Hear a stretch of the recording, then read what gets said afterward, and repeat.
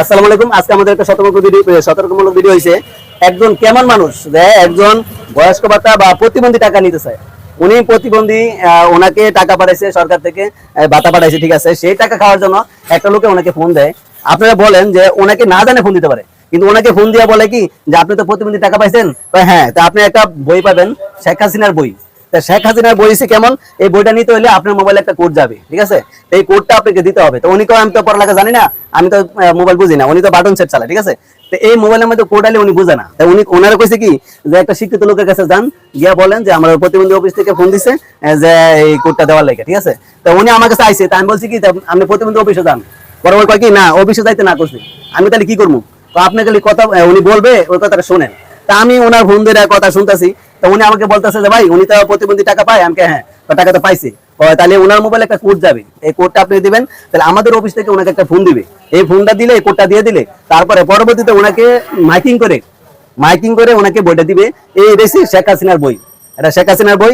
বাংলাদেশের যে কোনো জায়গায় যে কোনো মেডিকেলে যাবে, ওর কোনো চিকিৎসা টাকা লাগবে না। এই বইটা নিতে হলে এই কোডটা দেওয়া লাগবে। এই কোডের মধ্যে বইয়ের নাম্বার দেওয়া, ঠিক আছে। এই কোডটাই নাকি তার বইয়ের নাম্বার। তা আমি ওনাকে গালি দেওয়ার পরে উনি আমাকে গালি দিছে, ঠিক আছে। তা আমি ওনার কাছে আরেকটা কথা বলি, বয়স্ক ভাতা টাকা আরো কয়েকজন এটা নিয়ে গেছে। তাই আমার কথা হলো, এই যে প্রতিবন্ধী মানুষ জানি না যে টাকাটা নিয়ে যায়, এটা কেমন মানুষ। তাই আমি বলবো এই ভিডিওটা আপনারা শেয়ার দিবেন, যাতে করে যে অন্ধ লোক আছে, প্রতিবন্ধী আছে বা বয়স্ক ভাতা আছে, তাদের টাকাটা না নেয়। অনেকে বলে উপবৃত্তি টাকা পায়, এই জন্য টাকা নেয়, ঠিক আছে।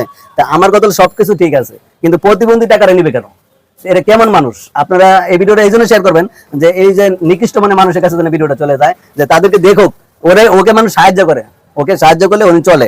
আজকেও মানুষ এমনকি ঘর ভাড়া দিতে পারে না, একজনের কাছে টাকা এনে ঘর ভাড়া দিছে। তা আমি ওনাকে বলতে চাই যে আপনাকে ফোন দিয়ে কি বলছে, উনি বলছে আমারে যে বলেন কি বলছে আপনাকে। আমারে বলছে যে আপনি একটা শিক্ষিত লোকের কাছে যান, গেলে আমি একটা বই দিব।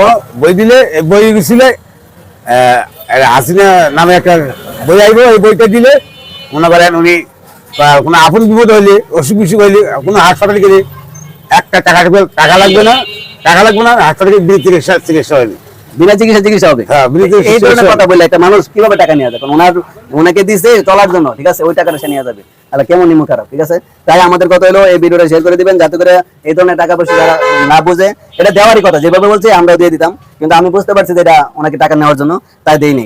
তাই ওনাকে আমি বললাম যে ভাই আপনি এই যে কাজটা করছেন এটা কোনো সময় করবেন না, ঠিক আছে। তাই উনিও আমি বলছি যে ভাই এটা সবাইকে জানানো দরকার, তাই একটু জানাই দিলাম। তাই আপনাদের অনুরোধ করলো এই ভিডিওটা একটু শেয়ার করে দিবেন।